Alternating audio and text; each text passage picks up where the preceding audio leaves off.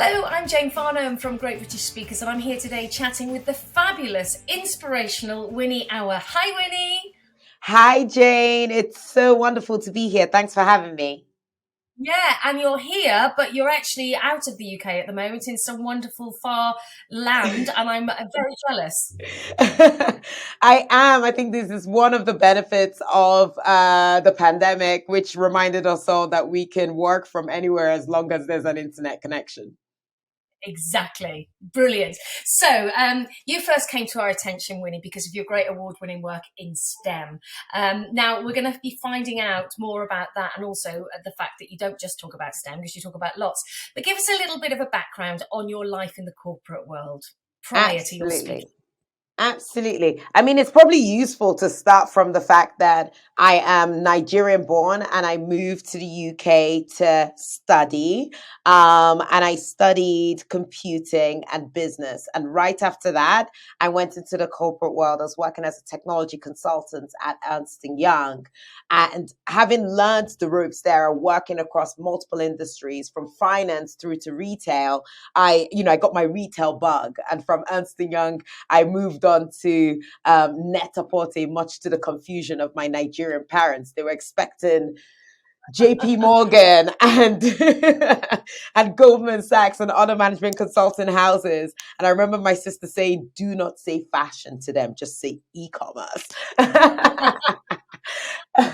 So I moved on to Net-a-Porter, and in that, essentially taking all my experience as a technology consultant to work with them as a strategic product strategist. And that meant that my role was partnering with different departments to really deliver really exciting, game changing consumer technology platforms. After Net-a-Porter, I moved on to ASOS, where I did really more of that, but at a grander scale. For instance, at ASOS, we built their first ever machine learning platform that was personalizing style to over 20 million active customers. It was actually there that I met my now co-founder, but we'll get onto that in a minute.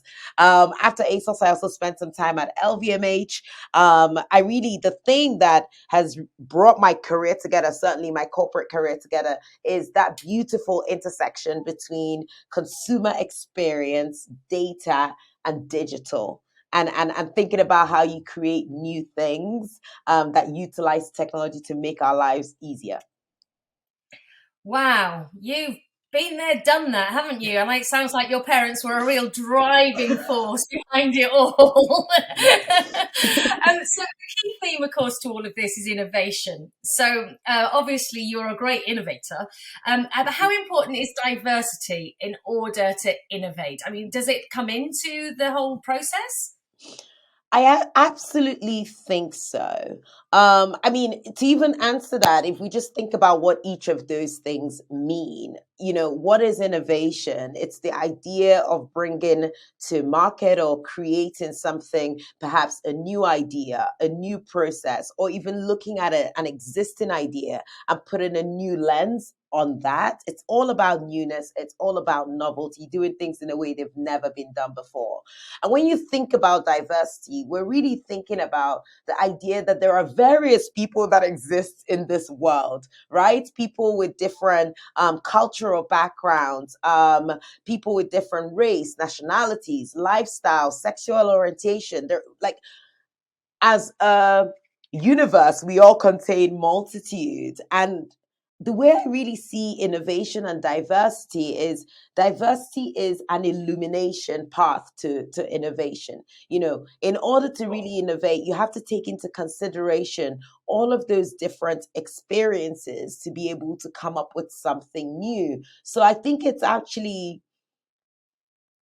difficult to innovate if you're not considering the differences that exist, because it's only in considering those differences that you can really see things afresh and be like, oh, we do things that way, but actually for these group of customers over here, maybe we could be doing it in a completely different way to meet their needs. And for me, that's the way I look at innovation. It's a great way of looking at it. Now, you've kind of separated yourself from the corporate world slightly, but you've continued to practice what you preach, Winnie, because you've obviously started your own startup. So tell us a little bit about that break from the corporate world and where you are now with your startup. Of course. I mean, this actually leads on really nicely from the conversation we're having around diversity and innovation. So within my career, I found that I was building really exciting platforms. But when it came to my beauty and my hair care as a woman of color, I always struggled. It was never straightforward. I couldn't walk into a store in a high street and be like, yes, let's go. It just didn't happen. And I really had this idea of bringing my entire experience to an industry that really is in the dark ages and needed to be dragged to the 21st century. And that's essentially what we're doing with Carra. Carra is an AI driven hair care personalization platform that is personalizing hair care based on individual hair textures to our consumers. We do that by bringing together experts, data, and machine learning to provide truly relevant hair care routines and product recommendations to our customers. And on the other side of that, we've got something called Carra Labs, which is our B2B platform. Really, in order to deliver what we do with Carra, we've had to build something that we call the textured hair care engine. It's an engine that encompasses now over 10 million data points of all things textured hair, which means that we're essentially the richest and most unique data set that exists in this market at the moment. And with that in mind, brands are now coming to us when they're in the early stages of their new product development. And they're saying, hey, we want to create a brand new product here, but it's really important to us that it's inclusive. How can you help us? So the way I look at those two pieces of the puzzle, when we're speaking to consumers, we're really helping them break through the clutter in the industry. There's so much trial and error that exists in this space. This market is worth billions. This consumer spends 9 times more, but there's still such a huge gap between their concerns and the products that exist. So we do that by supporting them through that process. And on the business and brand side, I have this vision of really fast forwarding, I call it fast forwarding innovation within the textured hair market. We think, hey, if we can help consumers with, discovering the right experience, the right products, the right routines for them, we can actually also help brands make sure that they're creating the right product in the first place that are culturally relevant. So that's essentially what we do. Well, how can it not be a huge success? I can just feel the energy buzzing, popping out of the screen, the passion, the drive. That's amazing to hear. So well done on that, because that's brilliant, and I'm sure it'll be a huge success. But there's also a sustainable element to what you're doing, isn't there? Absolutely. I mean, when you look at the beauty industry, I think the number is something around 20,000 products that are created globally or something along those lines. And certainly when I then take my lens and I hone in on my customer today, the textured hair consumer, they're spending 9 times more than their counterparts on hair care. That's a lot of products. That's just not just because they just want to spend 9 times more. That's because they're going through a hell of a lot of trial and error. Typically, when we speak to our community, we're here, I often ask them, hey, how many products have you got on your shelf? Over 10 products. Like, every woman has like that basket under their bed that's got tons and tons of products on it, or their shelf that is overpouring. And when I ask how much of that are you actually using that's making a difference to your hair care, it's typically around 3 products, which means that we end up with a lot of plastic that is being, not really utilized. So that's really where we see the sustainability element. We believe that if we can recommend people to something that is right for their hair texture, for their goals, for their concerns, then there is less of a chance that we'd be amassing random plastic bottles because we're trying things over and over again, trying to find the right fit.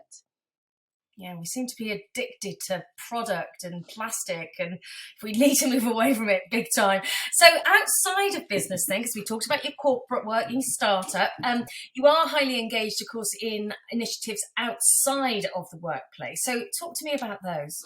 Of course. I mean, this is something that I've been doing right at the very start of my career. If I think back to when I was at IBM, I did my industrial placement there. And I remember then I would often go out to schools to speak to young girls and encourage them to consider careers in STEM, essentially. And that really carried on through my career. At ASOS, I helped initiate the Women in Tech sort of program that enabled us to have conversations around how we advance women in tech, knowing that there's a very, very small percentage of them, even coming into tech in the first place, but then retaining senior positions when they come into tech.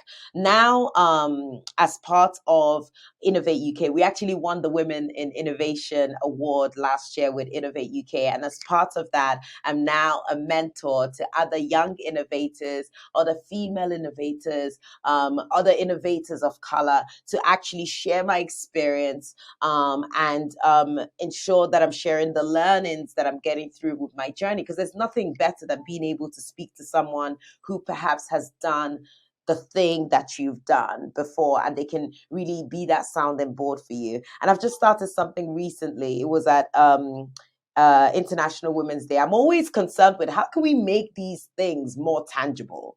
How can we make, typically in International Women's Day, we have women around the table, we're on panels, we're talking, but how do we really make a difference? So I have this thing where I've opened up my mentoring Fridays. I open up my calendar on Fridays, and I just let people book, people who are on their entrepreneurial journeys, to book time with me so that we can see what we can do to support, essentially.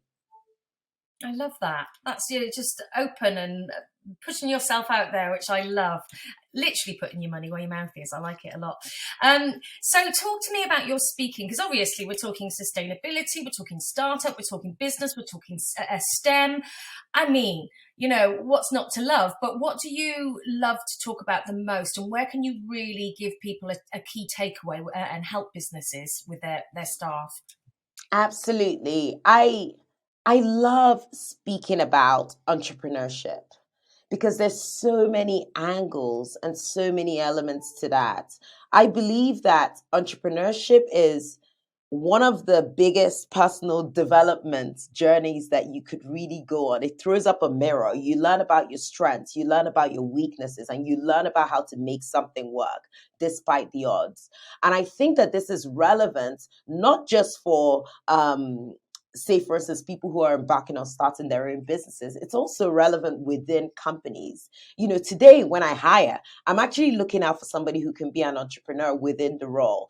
We hear people talk about the terminology intrapreneurs, and it's the idea of thinking as though you're a business, even if you're in a big company. And for me, it's really about flying that flag of what does it mean to be an entrepreneur, and what does it mean to be an entrepreneur that is a woman, that is a Black woman, and what are the learnings that we have there, and how can that inspire others on their journey to really live full lives, whether they're launching a business or they're heading up a department within a big company. Winnie, I absolutely adore you. Your energy is just popping out of the screen. Thank you so much for chatting to us today and telling us more about your speaking. It's been an absolute delight getting to know you. It's been lovely speaking with you. Thank you for the time. No, you're welcome. Now, if you'd like to book Winnie, the inspirational and energetic Winnie, to talk about entrepreneurship, sustainability, STEM, you name it, she can talk about it. Talk to Steve or me at Great British Speakers on 01753 439 289, or you can email bookings@greatbritishtalent.com. Thank you so much.